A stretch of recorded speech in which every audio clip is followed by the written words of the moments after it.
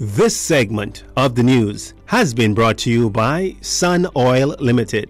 Welcome back. The government has ordered the demolition of 9 buildings in the downtown city center as they continue their efforts to beautify Bay Street. Minister of Tourism, Investments and Aviation, Deputy Prime Minister Chester Cooper says the government will have a no-tolerance policy if building owners fail to comply with the orders. Process is that the property owner is given notice, and this is an opportunity for them to take remedial action in terms of repairs, restoration, or at least come to the Ministry of Works and say, here's what we're going to do, and this is the timeline. So this is a very open process, and we're not hard and fast about it one way or the other, right? Except that we want there to be action, and if there's not action, we're going to take action, right? So let me just say that some of the buildings have been designated as historical buildings.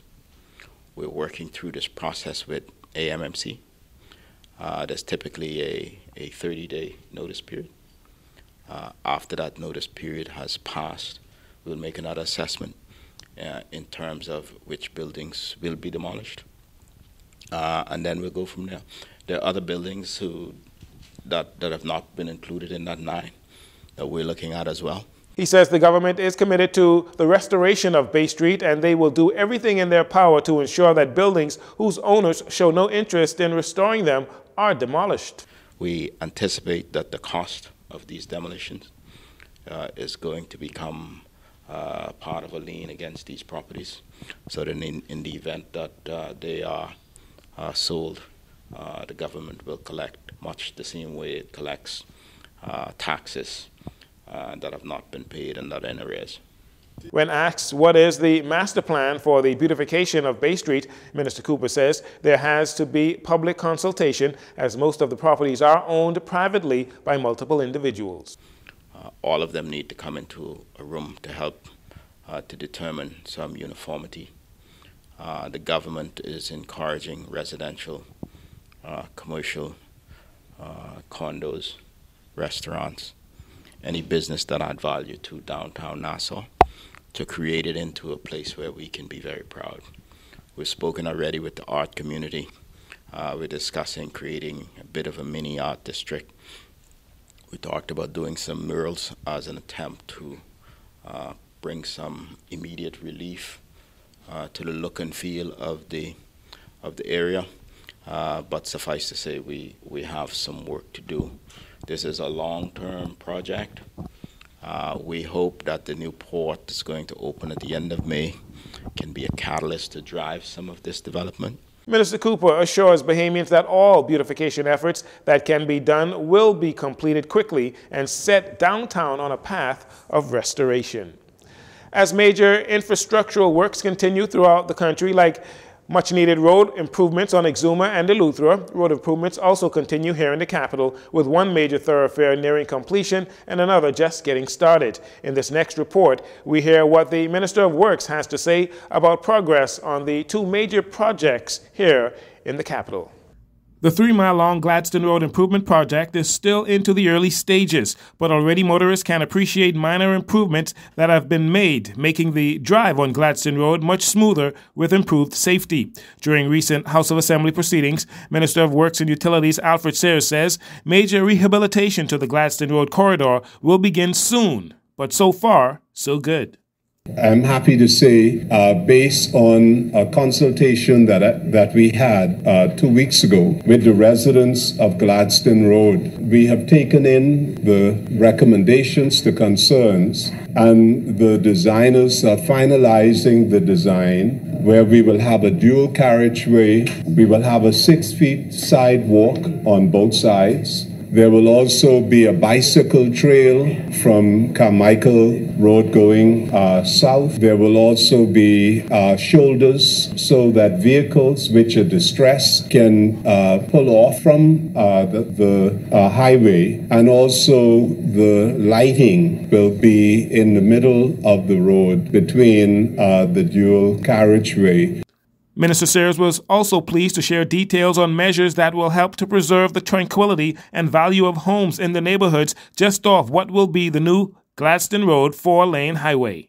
The community adjacent to the highway, Jubilee Garden, we will put up a barrier so to lessen noise, not only sound, but other kind of interference, and the community will have some degree of insulation from this industrial infrastructure that is so necessary. The Gladstone Road project is estimated to cost some $29 million with a completion timeline of 2 years.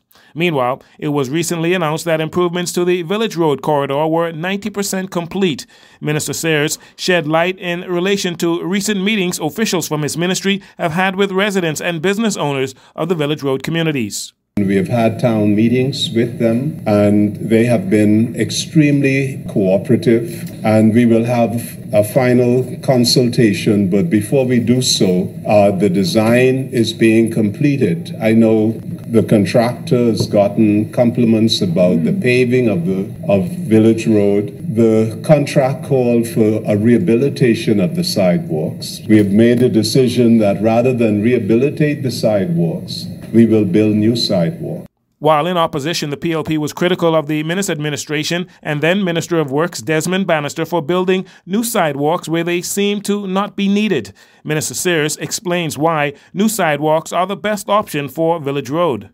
And also that there will be rehabilitation for the tie-in, because in this type of project, driveways sometimes are damaged. So the contractor has been instructed to repair the driveways which have been deteriorated due to the heavy trucks and the various aggregate moving back and forth to the site. And that work is being finalized, and we will meet with the residents and give them the assurance and hear their concerns.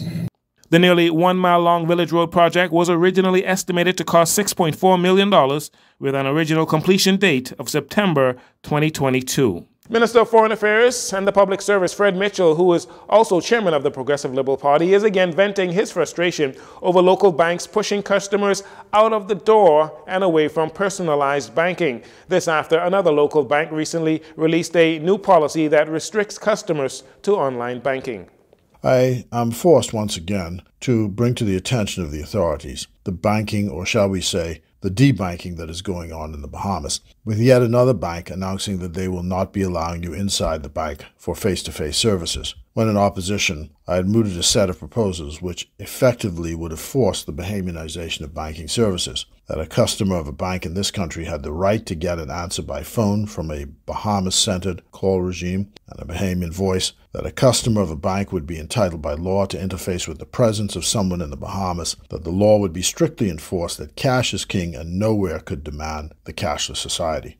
Mr. Mitchell places part of the blame on the depersonalizing of banking in the country at the feet of both consumers and the Central Bank of the Bahamas. As with most things in the society, without sufficient consumer advocacy, politicians can propose whatever they want, but the march to the depersonalization of banking services continues apace. This continues in a country where the central bank is supposed to be the consumer's guardian, but the central bank itself seems complicit in this depersonalization and tone deaf to the supplications of aggrieved consumers. Mr. Mitchell says there may be a light at the end of the tunnel with the introduction of different forms of banking in the very near future. He is also calling on BPL to introduce prepaid electricity. Hopefully the age of agency banking may be coming, with a pilot planned by a Bahamian group for as early as April in the North Andros area, which should rebank that community if successful. Hopefully we will see a younger group of people, businessmen and others, get a chance to refresh this society from top to bottom. One of the biggest cultural faults is we are too deliberative, a fancy way of saying we just take too long to do things, just simply deciding. Let's hope that BPL, for example, is able to go to prepaid electricity soon as a way of relieving some of the financial pressures on consumers. Agency banking delivers banking-like services without being a bank. The program manager functions as the banking agent and utilizes a financial service provider to service customers.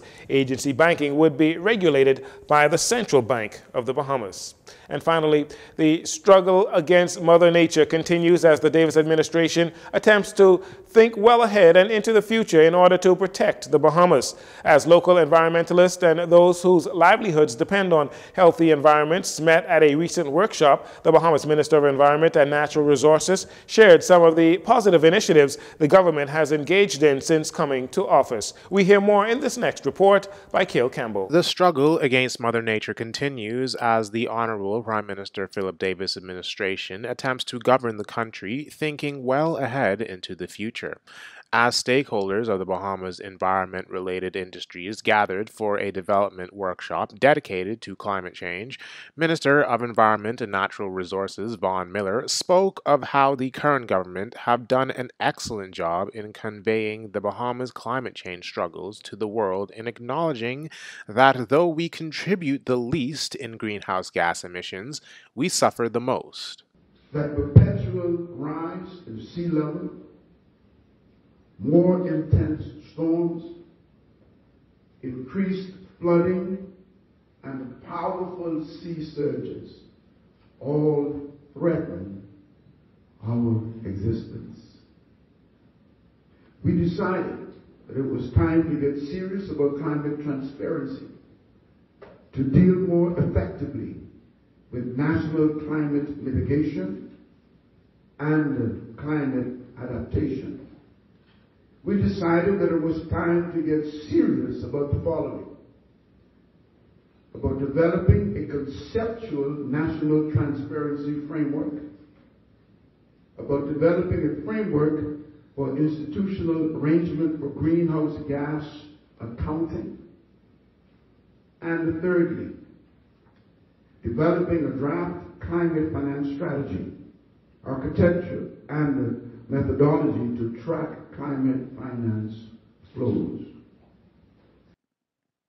While acknowledging in the past having, quote, fell short of developing the country's infrastructural capacity to achieve previous mandates, Minister Miller goes on to explain the importance of partnerships with international bodies. The Minister of Environment cited his and the Prime Minister's attendance at a number of climate-related international meetings and conventions to underline the importance of the matter and how the government are meeting the challenge head-on. In partnership with the Global Environment Facility, GEF, and the United Nations Environment Program, UNEP, we launched the project CBIT, Building the Bahamas Capacity in Transparency for Climate Change Mitigation and Adaptation last year, the 19th of May. We sought to recruit some of the best and the brightest in the country to lead the transparency and capacity building efforts. The government of the Bahamas has been aware of the indisputable fact that small island states like the Bahamas carry existential climate vulnerabilities. Vulnerability to loss and damage from extreme climatic events, vulnerability to loss in Bahamian biodiversity, and vulnerability to loss of economic development. While admonishing, quote, isolationist policies, siloed communications, and environmental absenteeism as being counterproductive to climate change mitigation and adaptation efforts, Minister Miller explains that communities requires more cooperation, integration, and exchange of knowledge. He also explains the benefits of the workshop in respect to the overall United Nations target. The exchanges for long-term climate transparency and climate finance strategies at this workshop are designed to strengthen our efforts towards promoting sustainable development through understanding and responding to calls for measurable climate change. These discussions will raise our awareness among you, the stakeholders, that I envision will be transmitted to the greater public. and that's in relation to raising our climate awareness and our climate mitigation ambition. As the 4-day workshop centered around conceptualizing national transparency framework and institutional arrangements continues, controversy surrounding the Royal Caribbean International's deal lingers as many give their thoughts surrounding a pending development that many argue could have serious impacts to the country's environment.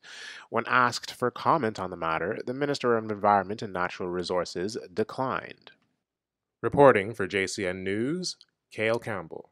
Thanks for that report, Cale. And that'll do it for your JCN Evening News. Once again, I'm Jcn Saunders. Thanks for joining us. This segment of the news has been brought to you by Sun Oil Limited.